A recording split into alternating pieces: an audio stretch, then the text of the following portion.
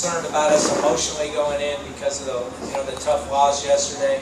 And the other concern I had was just trying to integrate those other guys back into the lineup without disrupting everything that we do. So I thought when we played less people in the second half, we were better. Rather than trying to be an equal opportunist, I just played the guys I thought could win the game. I thought that was better for us. The team had big expectations for this year, but in the first two games, I haven't seen like using much Zeke in the paint, and I see throughout the game he's looking for the ball, and the ball he got like a 4 touches or 5 touches in the whole game, and he didn't convert in anything. But you think that's gonna be key down the road to looking more for him and maybe open up for all these 3-pointers that is happening in these two games? That's a really good question, really. And I don't really know the complete answer to that. I do know this: his sophomore year, we tried to play through him. Because we played through a lot of post people at our place. We've had really good post people here. We got guys playing all over Europe that we played through, like Jeremiah Wood, Romeo Travis, Chris McKnight, Brett McKnight. We played through those guys, and we tried playing through Zeke his sophomore year, and he wasn't quite ready for it. And so to answer your question, he's such a defensive force that really he can score and really help us, but he doesn't really have to score and really help us. So if we're going to get better, he's going to have to score a little bit more than he did tonight. We have to get him the ball a little bit more, but part of it's on him too. He's got to want that thing a little more. Like a lot of times, I don't think Zeke realizes how good he really is. Like, I'm telling you, I'll make this statement, and people can say I'm crazy, but he's the best rim defender in the country. I want to ask Chauncey, talking about 3-pointers. Obviously, we had a good night tonight. First 2 games, maybe not quite as good on the shooting. Is it one of those things that if you're an outside shooter, you're just going to keep shooting until they start falling, and this was just a good night for you? Or? To be honest, I just had the trust and believe, that I could make it, and just kept shooting. And I guess it just fell tonight.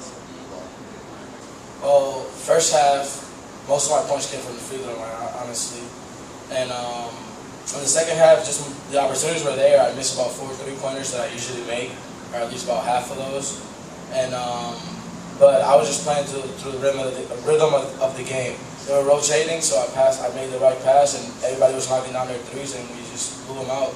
As far as my scoring, I don't judge my game and scoring and assists and stats. I judge it as my team goes. And in the first half, I scored a ton.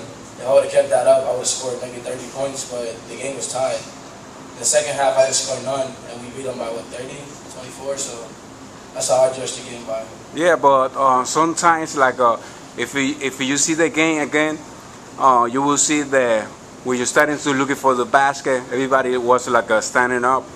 And then when you're starting to drive and kick it out, and you have your energy also on defense, that was a big key, because when you started to go on defense, it's like everybody started to play defense too, along as you. So I have to attribute that to coach, just because I fall into this mood, so sometimes I just back off, or if I don't feel like, if I feel like we're gonna win, I just and he told me to step it up, that it was time that I needed to play D and get us going, and that's what I did. I really climbed up on him, and that just started just a trend for everybody in, and then we just got fast break buckets, threes, alley-oop to Chauncey, and then it was 2-0, the game was over. So we're gonna be truthful here now. We can be truthful. Okay, here's the truth. Because we're home, right? And I told you how good a player I think he is. Right now, we've allowed him not to defend as well as he's capable of because of our current situation. Now, in fairness to him, he's not 100%. So he can only give us a little bit of this, a little bit of that, but I can't stand it really. So to answer your question, he's about 3 weeks from really being what he should be. And when he becomes what he should be, we will be what we should be. So right now we're capable of beating anybody, but we're average. And when he guards at the other end and defends and plays with a good motor. His motor stinks right now, right, because of his circumstances. And when he's 10 pounds lighter, which he will be after he's, with this, then you've got a guard that the whole island will be proud of. You mentioned there Carmelo, like you put in a couple of times and taken out real quick because I know he made some turnovers.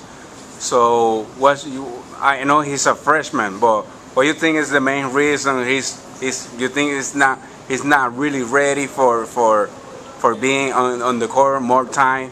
Well, I think first off, I got to take responsibility, right? He's a little uncomfortable. Okay. Right? He's, this is a very difficult game to play when you're uncomfortable, and we got kind of a big system, so if you're thinking and just not playing, then it becomes difficult. So my job is to shorten the playbook when he's in there and keep it simple for him so he can just react and play, and we haven't done a very good job of that. So the difficult thing is I got to win games as he's growing up, and so my job is to coach him out of the mistakes that he's making. And most of them are mental. Physically, when he just goes, he's really good. He's a little bit differently built than Alex. Like Alex is an arrogant, thinks he's the best,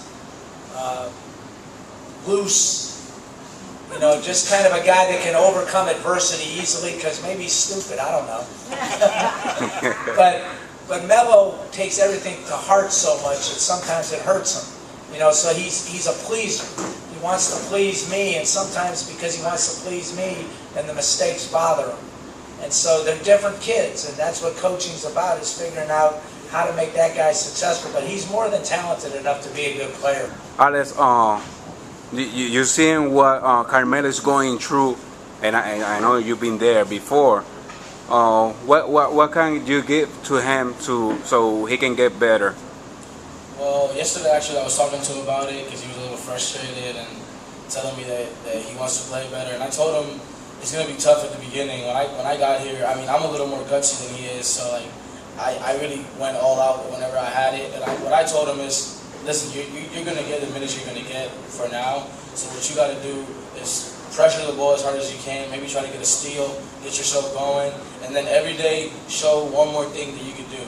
Like, he is not going to play like how he played when he was the star of the team for a while. So I told him every day just bring something new and get closer to your game.